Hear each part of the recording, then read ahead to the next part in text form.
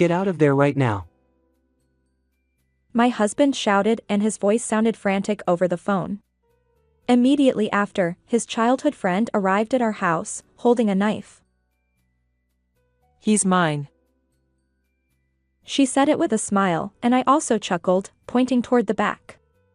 Right then, her scream echoed through the room. My name is Sandra. I'm currently 31 years old and pregnant with our first child. I met my husband, Mark, through a mutual friend, and we've been married for 3 years. I quit my job when I got pregnant, but I'm considering going back to work when the child is around preschool age. For now, I'm spending my days resting, hoping to have a happy and healthy pregnancy and delivery. Currently, we live in an apartment near my husband's parents' house. While we've thought about moving once the baby arrives, we're quite happy with the reasonable rent fee and its size here. Our relationship with my in-laws is decent. We maintain a moderate distance while building a good rapport. Although it's possible that they might change once the grandchild arrives, things seem fine for now. They've been considerate of my pregnancy, bringing me food that's gentle on expectant mothers. They always inform me before visiting and ask if I need anything, which I appreciate. We considered having the baby in my hometown, but it's a 2-hour train ride away. Since it would be hard for my husband to visit after work, we decided not to. My husband is very excited about the baby's arrival. He's been studying up on postpartum care, parenting, and everything related. Since my pregnancy was confirmed, he's been actively helping with household chores, and I'm also excited to see him become a great dad. Life near my in-laws has been relatively peaceful and calm. However, there's one issue. Living close to his hometown means he has many classmates and acquaintances. While that's generally fine, there's one problematic individual. That person is my husband's childhood friend, Hannah. Despite being called a childhood friend, she's actually older, 34 years old compared to my 32-year-old husband. She's like an older sister to him, and they remain close. However, I find her difficult to handle.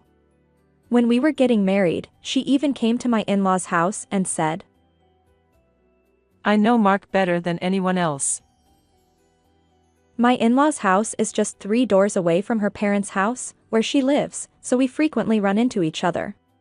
When my husband is around, it's not so bad, but when we're alone, she starts sharing stories about his past that I haven't even asked her about. Mark used to cling to me all the time when we were kids. He said he'd marry me when he grew up. He hugged me and said he loved me. I realized she was trying to one-up me, and it's hard to distance myself because she's quite persistent. What's more, she is nasty because she suddenly barges into our house without contacting us. One weekend, we were getting ready to go out, and suddenly the doorbell rang and she came into our home without asking, saying, Hey guys. I've come to hang out. Since we live in an apartment, I can stop her from opening the entrance door, but since I answered the intercom, I couldn't just leave her there. If that is the case, I should not answer the door, but when I ignored her, to my surprise, she came in with the delivery person. I thought my heart would skip a beat when she suddenly rang the bell next to the front door. Then on the day she comes, we find ourselves drawn, willy-nilly, into drinking at home. Of course, I'm treated like a housekeeper. Could you buy some drinks and snacks, Sandra? Can you make something? I'm hungry. When my husband tries to stand up to get them, saying, I'll get some. She was completely drunk, clings to his arm, which made me startled, and she said, Don't leave me alone, Mark. You promised not to abandon me, remember? Have you forgotten? Her behavior towards him is clingy like that, and he even looks uncomfortable. You said you loved me, didn't you? After all, I've known him longer than your wife has. You should value your relationship with your childhood friend. When did I say that? She doesn't care even if he was left embarrassed. As expected of my husband. Don't show up at our place without letting us know first. However, it doesn't reach her ears either. One day, while walking near my in-laws' house with my husband, we coincidentally ran into Hannah's mother. We're a bit troubled. He explained, and her mother responded with a genuinely troubled expression, saying, We're troubled too. "It seems she has trouble keeping jobs. If something bothers her, she quits immediately. Within a year, she quits job after job, and eventually, she's no longer considered for full-time positions. She reluctantly took part-time work, but that didn't last either." According to Hannah, My boss was rude to me. A junior colleague dared to boss me around. Despite being younger, they acted so cheeky because they're my seniors. for her, it's always the other person's fault.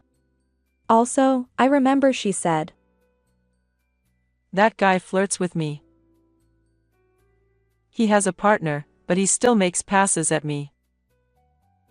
when she's drunk at our house, she gets nostalgic about her childhood with my husband, but what she talks about even more is how attractive herself is. Guys dig her and it bothers her apparently. Everyone says I'm pretty and young. She grins, but if you ask me, she looks her age. Her repeated comments are cringeworthy, making her seem older rather than younger. If I told her she shouldn't do that, then she'd probably think I was cynical or something. After all, she once said to me, I figured out why he didn't marry me. He had a bad taste. I look younger and prettier, have a great figure, and I'm smart. I don't know what made him think you were better than me, but he must prefer imperfect women over capable ones. Now I got it. I remember her being strangely convinced. Confident in herself, she believes that the reason she can't stick to the job is because of the environment around her. She is apparently a couch potato at her parents' house, saying, I'll become someone big in the future. I don't know how she can be big when she is like that, but she seems to have an unfounded confidence in herself. I wish she'd find a job soon, or find a good partner and get married. Hannah is in her mid-30s and her parents are quite old. Once my husband retires, we plan to sell our house and move to an apartment that is a decent size for us. It seems not easy to do what they plan to do with Hannah, and she sighed. Honestly, I also hope she moves out somewhere. Every time we visit my in-laws, her presence lingers, preventing my heart from resting. I'm not at ease because every time I come to my in-laws' house, her face flickers at me. Even when we went to my in-laws' house to let them know I got pregnant, she showed up. She turned up at the perfect timing, which did ring a bell with me that she must have been watching outside from her own house, saw us and flew over. My mother-in-law tried to gently refuse to let her come up to their house. Hi, Hannah. We're kind of busy today. But she didn't get the message and walked right in, saying, I don't mind. I would say it might be considered trespassing, but my in-laws wouldn't call the police. While we were dumbfounded, she snatched the ultrasound photo we'd shown them. Wait, what the? I panicked. What the heck is this? Ultrasound photos? Gross. Gross, gross, gross. Are you trying to have a baby? You used to say you wanted to marry me, Mark. Now you are trying to have a baby with another woman. Seriously, that's disgusting. Saying this, she tore them up.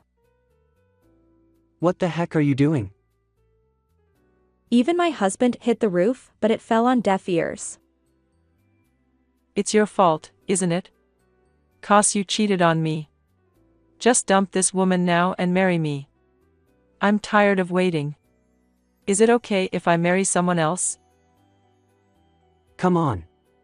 When the hell was that? You've crossed the line. No matter what we say or how angry we get, she is so nonchalant, which makes me feel fear. My in-laws are also at their wits' end. Apparently, they talked to Hannah's parents at a later date. Apologizing profusely, they bowed their heads. Hannah's uncontrollable behavior is affecting everyone around her, and now that I've entered the stable period of pregnancy, my husband suggested moving. We won't be able to raise our child in peace like this. I nodded as if I'm for it. If the baby arrives, she will most likely make sudden visits more often. There's even a risk she might harm our baby. She might even claim the child as hers. My husband is reasonably good-looking, and he is good at his job and his income is not bad. However, he's married and her obsession with him is terrifying. I avoid going outside alone because it feels unsafe. My husband or mother-in-law helps with shopping. For prenatal checkups, one of them always comes with me. I've got some peace with it, but basically I'm living as a shut-in. It makes me feel down. Now, I need a break. I said it, and pulled out my old work tools. I quit my job, but I still want to get my old job back one day. I occasionally practice with these tools to keep my skills sharp. Just as I was about to start, my husband called. He was at work, so I wondered what was wrong. He sounded frantic. Get out of there right now. What's going on? Hannah stormed into the office earlier and she asked if her husband was here. Her husband? She means you? Yeah, it's a pain to clear up misunderstandings when female staff and colleagues give weird looks. What was she there for? Today is her 35th birthday, apparently. Is it? She shouted she was waiting for me to propose to her, but she hasn't heard from me yet. What's going on? Oh my God. It must have been off-putting. I wonder where she is heading to.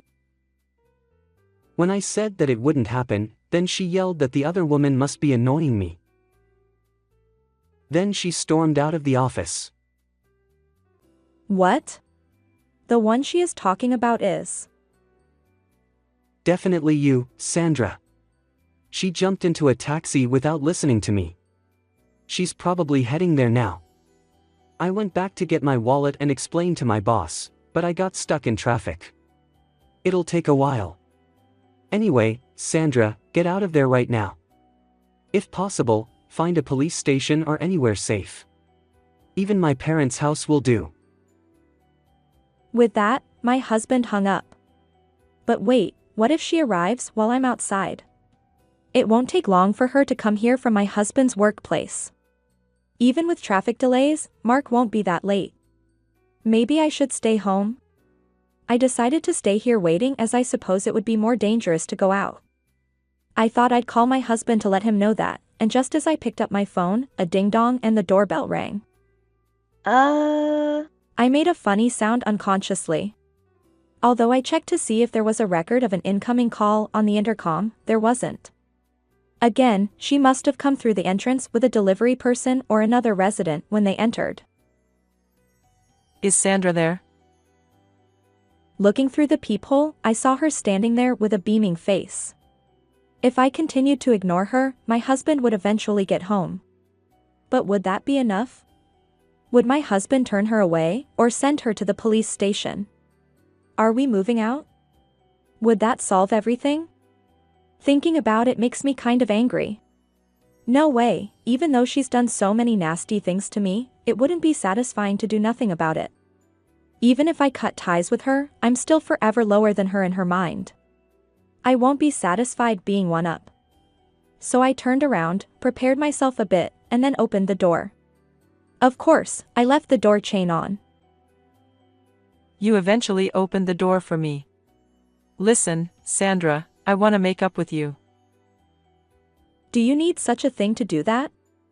From the peephole, I already knew, but she has a small fruit knife in her right hand. Whether it was meant as a threat or not, it was absolutely a police matter. However, I think I have to make sure she doesn't want to come here again, rather than calling the police. Oh, this? It's just a toy. Saying that, she put it away when watching her smirk through the gap. What do you mean by making up with me? Well, you know what? I was called to Mark's company earlier. You were called? I bet you barged in yourself, did you? You know what? I was surprised when I got there. He handed me a ring and asked me to marry him. He is quite a catch to surprise me on my birthday. Seeing her excitement with blush, I thought her imagination had gone too far to say impressive. So he is mine. Although he got a bit lost and ended up cheating with you, I'm a woman with a big heart. No, I'm impressed that her imagination has gone so far that it has gone beyond amazing. However, I couldn't bear to hear any more. I removed the chain and slowly opened the door. I gradually came into her view. She was looking at me with a false smiling face, but right after she saw my entire body, her face turned pale and screamed. Eek, what's that outfit? Don't tell me that's someone's. Oh, it's just a little something. I said it, spreading my palms. Both hands were stained a deep red. My rolled-up sleeves, my arms, and my apron were all covered in red liquid. She gasped in horror and was very pale. What the heck have you? I was working on something. Working on something? Yeah. Can you see that over there? That? I looked back behind me and pointed it out. She peeked out from beside my body, then immediately after. Yikes. That's a chopped head. She froze in horror and collapsed on the floor. Newspapers spread out on the floor were also turned red, and the thing lying on it was the back of a human head. In a situation that just looks like something out of a horror film, she was shaking and unable to move. I crouched down in front of her and brought my face close to her. Eek. In my right hand, I held a glittering pair of scissors, clinking them. Everyone who disturbs me gets like that.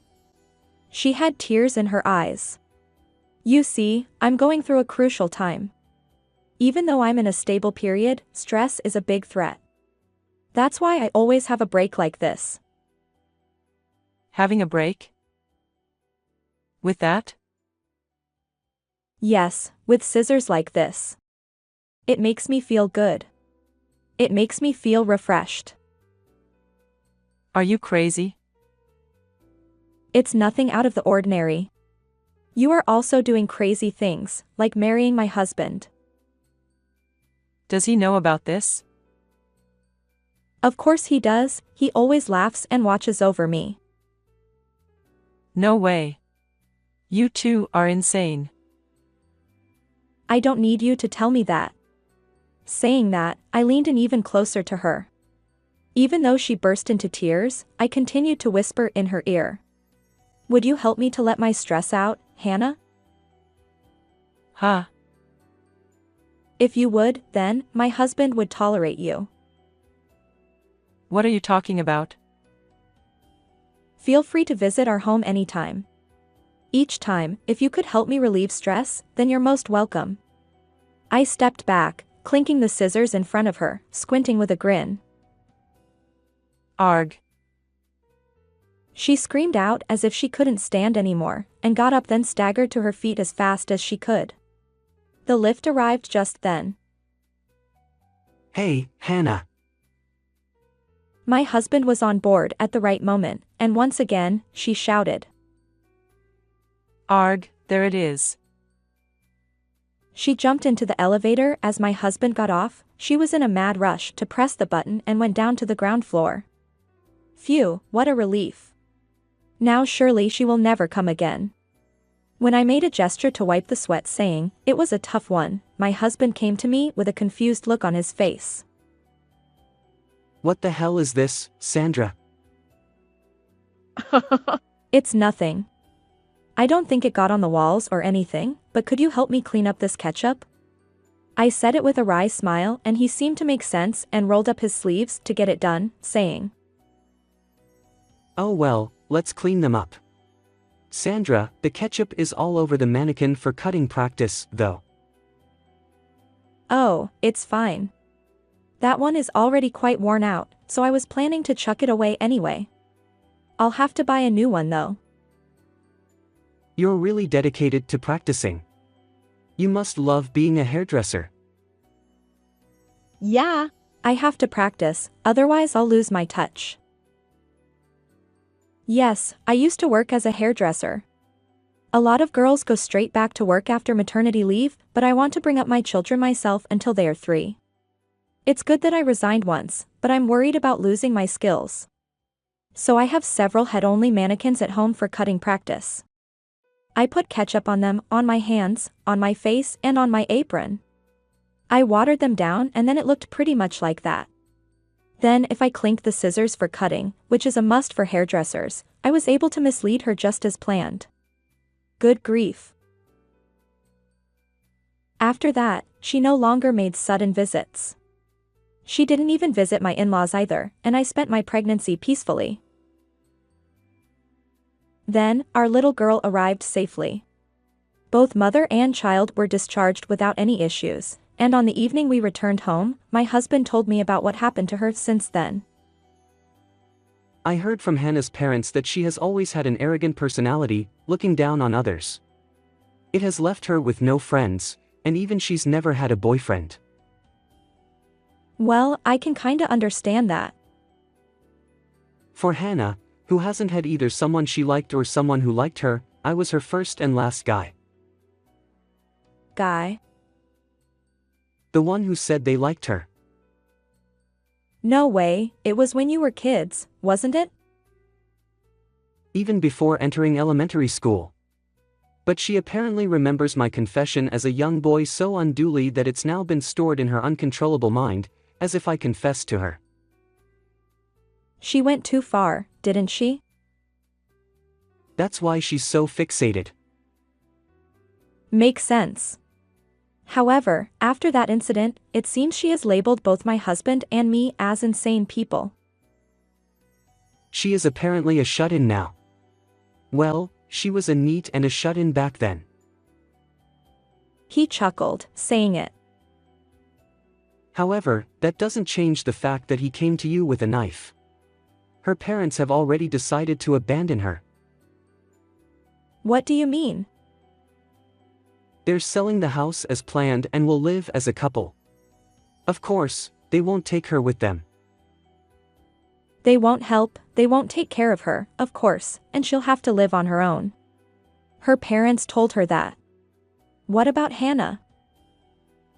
She was crying and screaming, and was very violent, so her parents called the police. So she ended up getting involved with the police. She wasn't arrested or anything, but she was so shocked and depressed that she never stepped out of her room apparently. What are they gonna do? She won't leave the house, will she?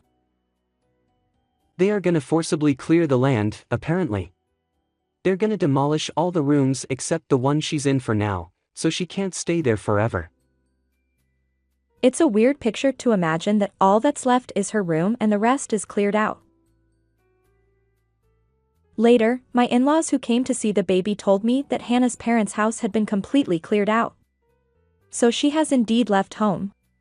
Her parents had moved out while she was a shut-in, and they hadn't even told her where they live now. They left her with a small amount of money showing their love to her for the last time. After that, she never worked again and kept barging in to borrow money from all over the place. She ended up getting involved with the police again, causing trouble involving her parents and other neighbors. Since then, we don't know where she is now. I got married by fate, but I don't think there's anything wrong with staying single either. However, she probably didn't want to be single, I guess. If that's the case, what's the point of not making an effort? She clung to her childhood friend of a husband, hoping to settle with someone who was close at hand. Perhaps that's the downfall of her life. I don't know where she is or what she's doing now, but she should broaden her horizons and learn about the world. The world is a big place. I hope you will have a lot of experience, sweetheart. I whispered to my peacefully sleeping daughter in my arms.